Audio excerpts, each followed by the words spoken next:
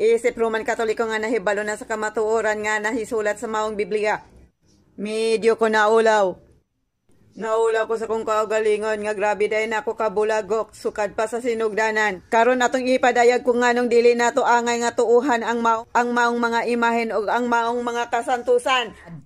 Dili na kinahanglan nato kani nga ato ang pagabuak kon ibalibag ato kaning panggaon.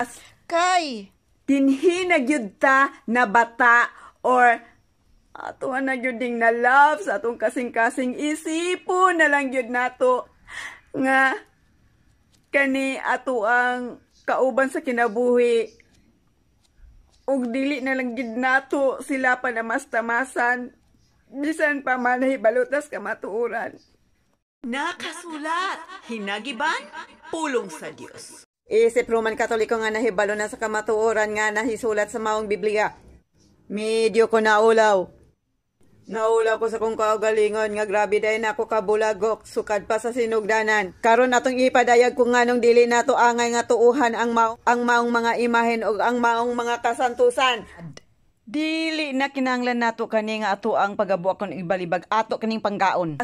Kay dinhi na gyud ta na bata or ato na gyud ding na love sa atong kasing-kasing isipon na lang gyud nato nga kani ato ang kauban sa kinabuhi ug dili na lang gid nato sila panamas-tamasan bisan pa man hibalutas kamatuoran. Nakasulat, hinagiban, pulong sa Dios.